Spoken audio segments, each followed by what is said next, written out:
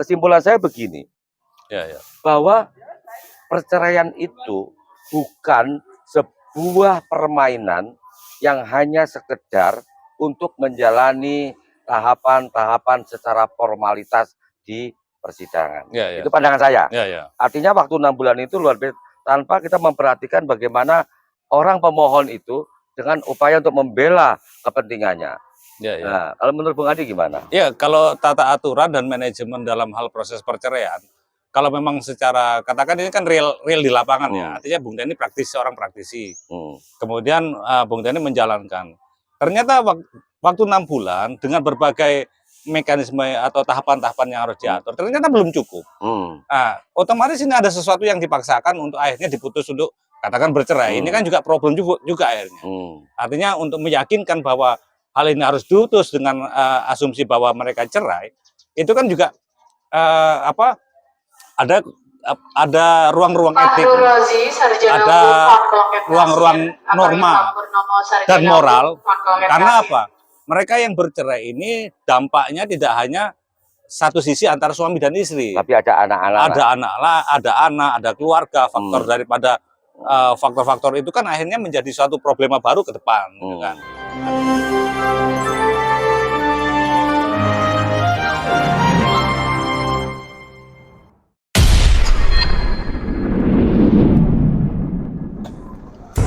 Assalamualaikum warahmatullahi wabarakatuh. Waalaikumsalam warahmatullahi wabarakatuh. Pemirsa, jumpa kembali dengan acara Ngobos di Kampung Acelak. Nah, Ngobos merupakan akronim ngopi bareng obrolan santai. Sedangkan Acelak, Aliansi Cendekiawan Lari Kampung. Nah, artinya orang-orang kampung ini memang paling jago, membahas sesuatu ya. Nah, Bung Andi, karena acara kita Ngobos ngopi bareng, ngopi kan punya nilai filosofi ya. Yaitu ngolah pikiran. Ya, kita harus ngopi dulu. Tapi ini situasinya kok berbeda pengambilan tempatnya, Bung Dhani? Bukan berbeda, tapi istimewa. Oh, istimewa ya? Istimewa. Ini di Pengadilan Agama Banyuwangi, Bung Andi. Oh, siap. Nah, kenapa kita tertarik untuk mengangkat dan mengambil tempat ini? Kita sebelumnya pernah menyinggung soal darurat janda. Ya, darurat janda akibat salah satu faktor perizinan yang tidak maksimal ya di Banyuwangi ya. Dan tersendatnya perekonomian. Salah satunya itu. Ya, memang kalau kita bicara janda ini kan akibat proses perceraian yang hampir 80% itu sebabnya adalah masalah ekonomi. Nah, pemirsa, darurat janda ini merupakan sesuatu yang menarik untuk kita bahas. Mengapa? Tahun lalu atau tahun-tahun sebelumnya kerap kali produktivitas janda-janda baru ini terlahir begitu boleh bilang ini melejit, Bung Andi ya. Ya, angkanya cukup tinggi di Banyuwangi. Cukup tinggi. Bahkan tahun lalu itu kalau tidak salah menurut data itu mencapai yang diputus itu 5.000 sekitar 590-an, hampir 6.000. Katanya bertahan sampai 4 tahun ya? Loh, tahun-tahun sebelumnya selalu ranking lah. Untuk ranking. Dan saya tadi cross check di teman-teman pengacara yang menangani perkara, ini sudah ada mendapatkan nomor perkara itu angka 4.000-an. 4.000 dari awal tahun 2003. Tahun 2023 Mas ya. Tahun 2023. Terhitung mulai Januari, nomor perkara sudah mendapatkan angka 4.000 sekian, 4.000. Artinya sekarang kita bulan Juni ya. Berarti masih lama. Apakah tahun ini juga akan mengalami peningkatan lebih tajam lagi dari tahun sebelumnya atau bagaimana, kita ya kalau tahu. Tren di awal saja sudah katakan 5 bulan ini sudah mencapai segitu, Bung Dhani. Kemungkinan tren itu akan terus naik ya. Ya otomatis lah. Itu yang dikhawatirkan. Tapi yang kita harus diskusikan ini kan potensi dampak yang diakibatkan dari perceraian. Sebab akibat lah. Betul. Oke, pemirsa, kita akan mulai membahas persoalan darurat janda di Banyuwangi ini, di mana semua pihak tentu saja harus turun di dalamnya, bagaimana harus mengantisipasi karena ada korban, Bung Andi. Ada korban terutama anak-anak. Oke, Bung Andi, tadi udah narasi kita ceritakan bahwa tahun lalu angka yang diputus cerai itu sekian, tahun ini bulan Juni sudah mencapai pendaftaran perkara mampu mencapai nomor 4.000 sekian, padahal masih bulan Juni sekarang ini. Yang kemarin cerai diputus sudah dianggap berapa, Bung? Tahun lalu ya? 5.590-an. Oh, cukup tinggi ya. Nah, Hampir 6.000 ya. Ya, sekarang ini kayaknya ada peningkatan, lebih tajam ini. Ya, ya. Menurut Bung Andi, ini fenomena seperti ini apa sih yang menurut Bung Andi sebagai latar belakangnya? Ya, yang sempat sudah di announcement ya, artinya salah satu penyebab tingginya angka perceraian di Banyuwangi itu salah satunya kan posisi teratas masalah ekonomi. Ekonomi. Artinya dampak-dampak dari katakan daerah tidak mampu menciptakan ruang-ruang ekonomi dalam menjamin kesejahteraan masyarakat, itu akan berdampak hal-hal yang multiplier efek, Bung Dani. Mulai dari angka perceraian tinggi, kemudian angka kejahatan, angka gizi buruk, angka stunting, itu pasti dampak-dampak itu akan mengikuti, Bung Dani. Kalau pemerintah daerah tidak sanggup tidak bisa mengatasi dengan salah satu faktornya adalah dari perekonomian, simpul permasalahannya. Itu pun kalau kita bicara sebab ekonomi angka 80 itu bisa berdampak-dampak ke yang lain. Iya, multiplier efeknya contoh luas. nih, karena kurang ekonomi atau ekonomi dianggap kurang, itu bisa dampak terjadinya pihak ketiga. Di sini terjadi proses perselingkuhan. Akibat ekonomi juga karena mereka harus pergi ke luar negeri menjadi TKW, TKI, betul. Dan lain sebagainya. Bahkan ini kalau data yang kami miliki hasil investigasi, satu sisi ada yang melakukan hubungan di luar seharusnya menjadi pihak ketiga, ada perselingkuhan. Dan sisi lain tadi ketika TKI, TKW ke luar negeri, ada uang dikirimkan kepada pihak keluarga disalahgunakan. Misalnya sang istri yang di luar negeri uangnya digunakan lain-lain, bahkan untuk berselingkuh lagi. Begitupun juga ada juga perempuan karena menganggap sudah ekonomi cukup ketika bekerja di luar negeri, bahkan pulang-pulang menceraikan atau memancal atau menggugat cerai dari suaminya. Nah, gejala-gejala seperti ini menurut Bung Andi gimana ini? Ya, kalau gejala itu jelas adanya di sisi putusan atau di ruang pengadilan kan sudah jelas indikator yang sudah diputuskan. Itu kan yang tadi Bung Dani ungkapkan, apalagi Bung Dani berkecimpung dalam dunia hukum, salah satunya adalah di aspek pengadilan agama. Indikator-indikator itu udah jelas, permasalahan-permasalahan udah jelas. Jadi yang paling melatar belakangi selain faktor ekonomi adalah faktor pengetahuan dan pendidikan. Bagaimana memandang sebuah mahligai rumah tangga itu menjadi sesuatu yang sifatnya norma etik yang harus dibesarkan. Norma etik yang ibaratnya secara konsep keluarga mereka belum siap dalam memahami konsep keluarga. Belum lagi yang dipandang utama tadi, faktor ekonomi. Begitu katakan masyarakat ini menjadi TKW atau TKI, itu kan katakan yang berhasil ya. Tentunya banyak yang tidak berhasil juga, Bung Dani. Mereka pergi ke luar negeri, katakan dia mengadu nasib di luar negeri, ternyata pulang bukan hanya itu, membawa banyak masalah malah. Seperti yang kita ketahui, TKI kita atau TKW kita itu kan begitu pulang ternyata mereka tidak mendapatkan ekonomi, tapi di balik itu dia mendapatkan katakan penyiksaan, human trafficking, kemudian penyekapan, kemudian lagi belum hal-hal yang sifatnya human criminal ya. Artinya dampak daripada tidak terselenggaranya ekonomi, mereka pergi mengadu nasib ke luar negeri, tapi yang ternyata harapan itu mendapatkan satu problem. Belum lagi problem itu nanti akan kembali lagi ke masyarakat menjadi multiplier problem lagi gitu kan. Problem baru ya. Problem baru. Tapi begini Bung Nani, ketika masyarakat di suatu daerah dalam mendapatkan ruang keekonomian bagi perkembangan keluarganya, bagi anak, istri, dan keturunannya, mereka akan sulit, mereka akan mengadu nasib. Keputusan meninggalkan keluarga, baik yang laki-laki maupun yang baik yang suami maupun yang istri, mereka mengadu nasib ke luar negeri dengan harapan apa? Di luar negeri dengan bayaran yang cukup besar, di atas standar lah. Di atas standar ya, meskipun itu dia mengisi pada sektor-sektor non formal, artinya bukan expertise ya, bukan ilmu pengetahuan, keahlian, skill, yang diutamakan untuk pergi ke luar negeri itu mengisi tenaga kerja, tapi faktor-faktor yang sifatnya katakan menjadi buruh, menjadi pembantu rumah tangga, menjadi pelayan restoran, menjadi hal-hal yang sifatnya tenaga kerja non formal. Itu ibaratnya sudah mendapatkan ekonomi yang cukup mapan. Sebenarnya kalau mereka-mereka yang berhasil.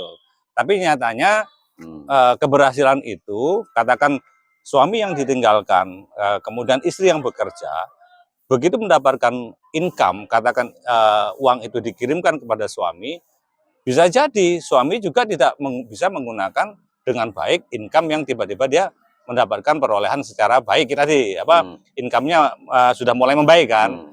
Istri yang di sana merasa sudah memberikan kecukupan ekonomi kepada keluarga yang ditinggalkan, itu dia mungkin tanda kutip penyampaian atau penggunaan dari uang yang dikirimkan dengan mendapatkan kayak ekonomi yang sudah mulai membaik itu, si suami nggak siap juga untuk mempergunakan. Nah, faktor-faktor ini yang juga menjadi problem, Bung Dani. Belum lagi yang maaf ya, istilahnya istrinya juga yang berangkat ke luar negeri. Istrinya yang berangkat ke luar negeri itu ibaratnya juga godaannya juga cukup besar. Karena lingkungan-lingkungan dari TKI, lingkungan dari TKW, meskipun di negara yang dituju, itu akan terpengaruh juga secara pergaulan. Mereka punya penghasilan, mereka punya pergaulan yang maaf, tatarannya adalah tataran bukan edukasi, tatarannya bukan membaik, tapi mungkin hal-hal yang sifatnya pengaruh buruk kepada TKW atau TKI tadi, pengaruh buruknya dari lingkungan yang tercipta, yang baru itu yang baru, dan dia mendapatkan uang itu bisa notabene si istri juga mengadakan sesuatu hal yang ibaratnya mencederai dari faktor-faktor keluarga yang sudah dijalin itu, Bung Dani. Gitu, Bung Dani. Tapi ada juga fakta lain begini, Bung Andi. Fakta lainnya, kalau Bung Andi tadi menceritakan, menyorot, ketika sampai di luar negeri, para TKI atau TKW kan mendapatkan perlakuan yang kurang baik dari lingkungan baru itu. Betul. Tapi ada yang terbalik. Terbaliknya begini, ketika seorang wanita yang bekerja di luar negeri, kemudian mengirim uangnya kepada suami di yang ditinggalkan, justru uang misalnya nih bisa untuk membangun rumah, beli sawah, ataupun yang lain-lainnya. Tetapi justru ternyata uang itu kegunaannya lain. Ketika sang istri datang, uang itu nggak ada, tanah nggak ada, rumah nggak ada, hal lainnya nggak ada, sehingga justru laki-laki yang ditinggalkan oleh istrinya bekerja di luar negeri itu justru kelain hati dengan perempuan-perempuan lain. Dan itu pun juga terjadi ketika laki-laki ada juga yang kerja di luar negeri sukses, uangnya yang dikirim pada istrinya di kampung itu disalahgunakan. Nah, ini yang fenomena yang terjadi di masyarakat. Mungkin Bung Andi masih ingat nggak, ada sebuah keluarga, seorang suami kerja di luar negeri, kemudian membangun rumah yang begitu besar. Ternyata istrinya aja ditinggalkan, itu justru dengan laki-laki lain. Akhirnya rumah itu dibongkar. Masih ingat itu ya? Nah, yang menjadi persoalan begini, gejala-gejala seperti ini, padahal mereka ketika berangkat untuk nikah, kan ada sebuah janji setia, janji mulia, untuk membangun sebuah mahligai rumah tangga. Kan yang begitu bahagia, yang begitu damai, kemudian sesuai dengan kebutuhan, ada keturunan-keturunannya. Nah, kejadian ini terjadi menurut Bung Andi, kira-kira gejala apa sih sebenarnya ini? Ketika mereka katakan berumah tangga, itu kan butuh kesiapan mental dan pengetahuan ya. Artinya mereka yang dianggap dewasa dalam membina rumah tangga itu adalah yang mendewasakan itu kan salah satunya faktor berkeluarga, Bung Dani. Nah, salah satunya mereka yang katakan meskipun secara pendidikan mereka masih belum siap, tapi dia sudah menjalin keluarga, itu begitu dia katakan membina rumah tangga, itu bisa menjadikan dua insan atau suami istri ini menjadi bahagia, apalagi dengan kehadiran anak. Kehadiran anak dan menjadi satu konsep keluarga, itu sama-sama maju lah, istilahnya berpikir secara maju dengan hal-hal yang sifatnya menghadapi problem-problem rumah tangga atau menghadapi satu konsep keluarga. Nah, kesiapan mereka ternyata mereka yang memutuskan untuk bisa kawin muda, artinya faktor ekonomi, faktor pendidikan yang belum cukup mumpuni, tapi mereka berani untuk mengambil resiko berumah tangga kan. Nah, begitu dia mengambil resiko ini, ternyata untuk mempertahankan rumah tangga ini terjadi banyak problem, salah satunya adalah problem ekonomi, gitu kan. Kemudian salah satu pihak, baik suami atau istri, memutuskan untuk meninggalkan keluarga dengan faktor ketidaksiapan secara mental dan pengetahuan atau mental dan pendidikannya tadi. Nah, begitu salah satunya pergi, kemudian mereka ini mendapatkan sesuatu yang tanda kutip berhasil, artinya secara materi sudah mendapatkan, artinya lebih dari cukup mereka untuk menghidupi dua biduk ya, baik yang ditinggalkan maupun yang pergi gitu kan.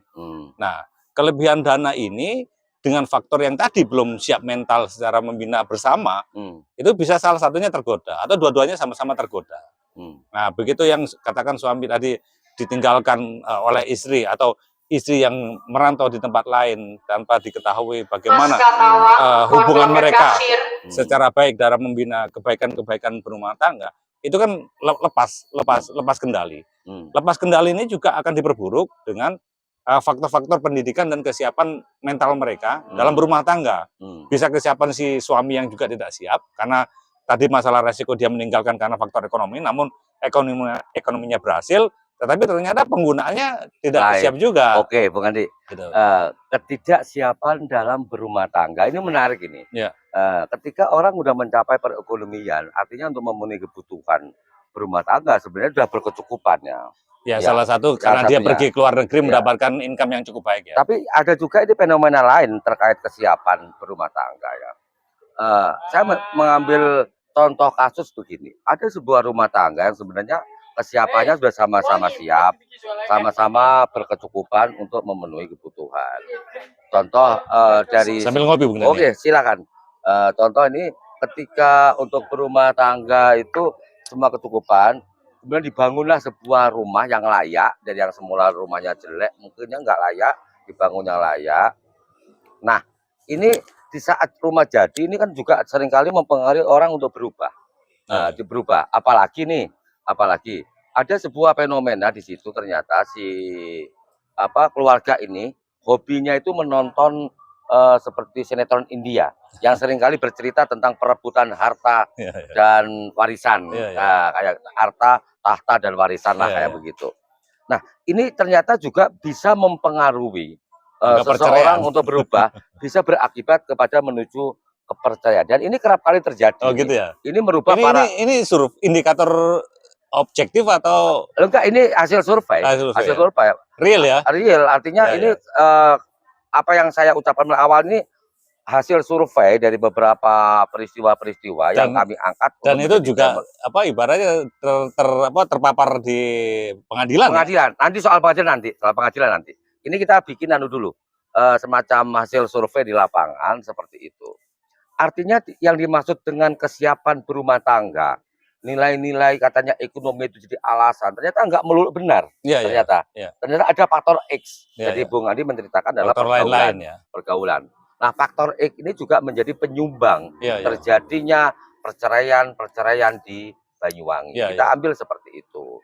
Nah, ada korban sebenarnya yang tidak pernah diperhitungkan oleh mereka, oleh pasangan itu, terutama pasangan yang berambisi untuk pisah atau memutuskan cerai. Nah, kalau menurut Bung Andi, gejala-gejala ini tentu sangat memprihatinkan, dan ini merupakan penyumbang-penyumbang terjadinya proses perceraian di Pengadilan Agama Banyuwangi.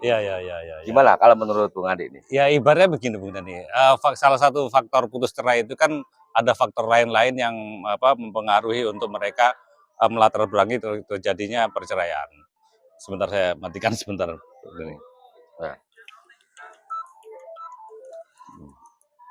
Nah, maaf, ini agak terganggu. Jadi faktor-faktor lain itu ketika dia katakan dalam pertimbangannya adalah memenuhi aspek yang mempengaruhi tanda kutip hal-hal yang sifatnya negative thinking ya. Negative thinking ini salah satunya adalah dari informasi yang masuk. Kesiapan dalam berumah tangga itu memang salah satunya adalah memahami bagaimana dia menjalankan rumah tangga itu secara keilmuan atau pendidikan. Tapi ketika mereka sama-sama berpisah, tadi kasusnya ini kan mereka yang pergi meninggalkan salah satu suami atau salah satu istri kan. Idahnya akibat perceraian itu. Akibat perceraian tadi. Nah, ini kan bisa dalam arti kesiapan mereka untuk waktu rentang waktu ketika dia membina rumah tangga sebelum mendapatkan ekonomi yang baik, mereka ada sesuatu menjalin hubungan atau mendewasakan dalam berkeluarga. Namun ketika mereka ini lepas satu sama lain, kemudian yang suami belum siap juga terhadap mental dan pendidikannya, pengaruh luar itu pasti akan Sebenarnya akan bukan datang, itu, artinya akan mempengaruhi, Bung Dani. sangat anu ya, sangat Ya. radikal pengaruhnya ya. Ya, sangat radikal ini begini. Jangankan masalah katakan ada hal-hal yang sifatnya dampak buruk dari informasi atau tayangan sebuah film ya. Tidak adanya tidak adanya filterisasi ya. Tidak ada yang menyaring informasi. Dunia sosial pun sekarang juga dihadirkan. Mungkin faktor-faktor lainnya itu bukan hanya dari faktor hal-hal yang sifatnya tayangan televisi, tapi sosial media pun dan hal-hal yang sifatnya aplikasi yang untuk katakan menggoda dia karena tidak hadirnya seorang suami atau tidak hadirnya seorang istri, itu kan salah satu pihak akan tergoda juga. Kemudahan sosial media dan era informasi teknologi sekarang ini kan paling cepat sekali. Mereka di ruang-ruang yang sendiri, mereka hadir dengan gadgetnya, mereka dengan hadir informasi di tangannya, dengan artinya apalagi dengan ekonominya sudah mulai membaik, tentunya mereka akan tergoda juga. Tapi begini ya kalau menurut saya, jadi faktor itu tidak hanya tergoda secara individu atau personality, kadang-kadang milieu keluarga itu juga cukup berpengaruh. Karena saya sepakat pendidikan, pengetahuan, wawasan dalam berumah tangga itu sangat dominan. Karena orang kalau udah punya pengetahuan cukup, wawasan cukup, pendidikan, oke lah akan mengikuti proses itu. Itu tidak mudah mempercayai atau tidak mudah terpengaruh oleh godaan-godaan yang lainnya. Jika memang standar untuk pengetahuan tentang pentingnya untuk mempertahankan kaidah-kaidah dalam berumah tangga. Nah, apapun penyebab dari terjadinya perceraian itu, Bung Andi, yang menjadi problemnya ketika masuk ke pengadilan agama ini, di mana di pengadilan itu kan ada semacam target tenggang waktu atau kurun waktu bahwa 6 bulan itu harus diputus. Nah, pertanyaannya begini, mungkin ini bisa kita lebih gali lagi.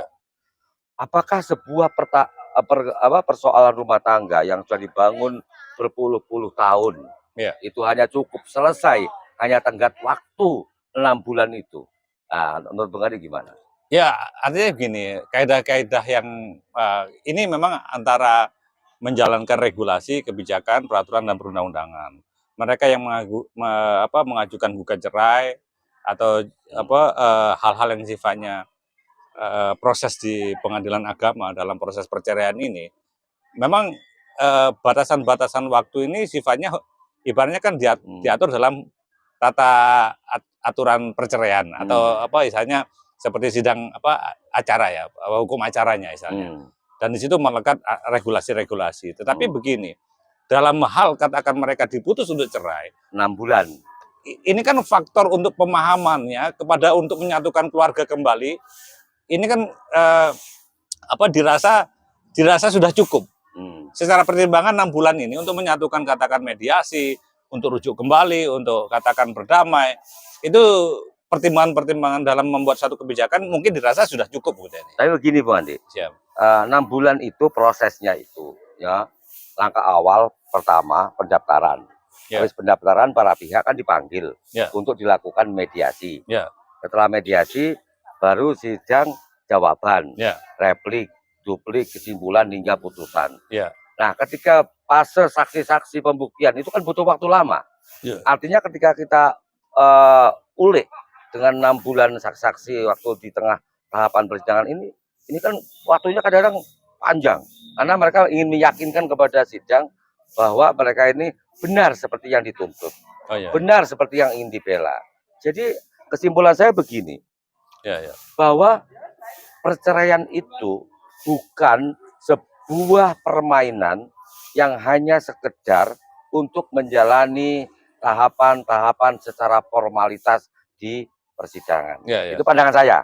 Artinya waktu 6 bulan itu luar biasa tanpa kita memperhatikan bagaimana orang pemohon itu dengan upaya untuk membela kepentingannya.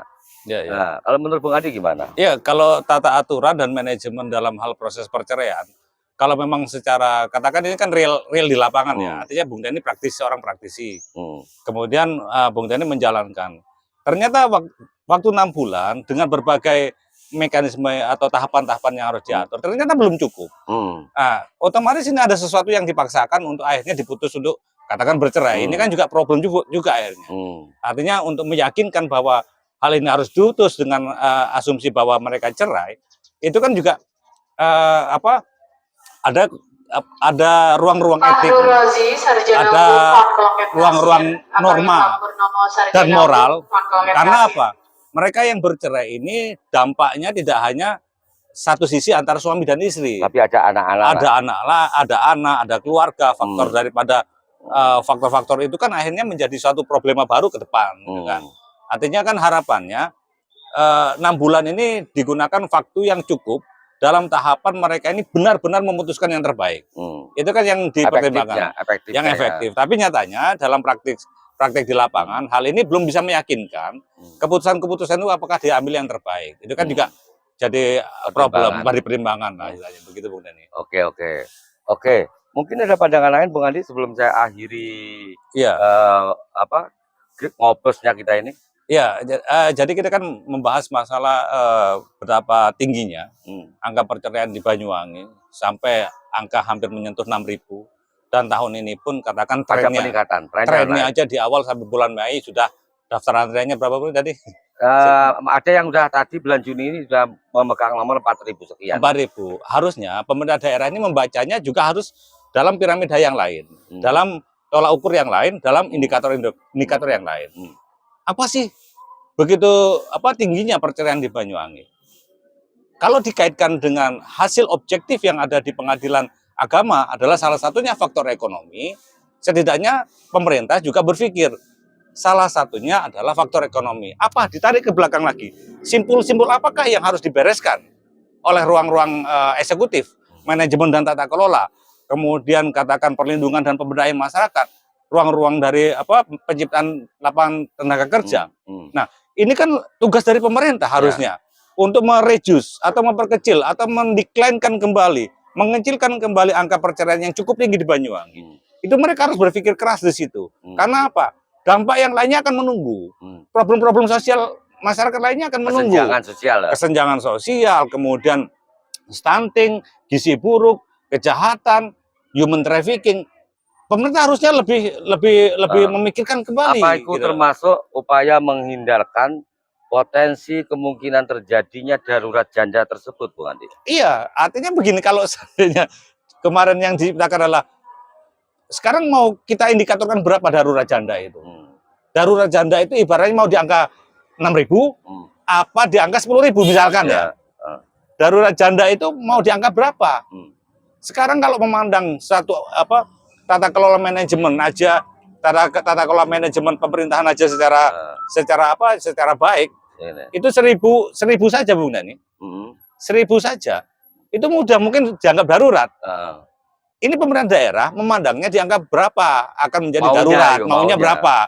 Apakah dia harus mencapai 10.000 sehingga pemerintah daerah Banyuwangi bilang bahwa nanti darurat di angka 10.000. Gitu. Nah, itu kan harus diinikan gitu. Oke, dipikirkan lah. Itu tadi sudut pandang tentang seputar darurat janda yang disampaikan oleh Bung Andi Purnama Kamela selaku pengamat kebijakan publik. Mudah-mudahan pemerintah daerah terutama bisa mengambil sebuah sisi lain yang positif untuk menghindarkan diri dari terjadinya kemungkinan darurat janda di Kabupaten Banyuwangi. Mudah-mudahan ini menjadi referensi yang positif bagi kita semua. Salam budaya berbasis kearifan lokal. Wassalamualaikum warahmatullahi wabarakatuh. Waalaikumsalam warahmatullahi wabarakatuh. Oke, kita ngopi lagi. Ngopi lagi. Iki tutu atra kesenjangan, tapi ngatake wong cendek yawan. Iki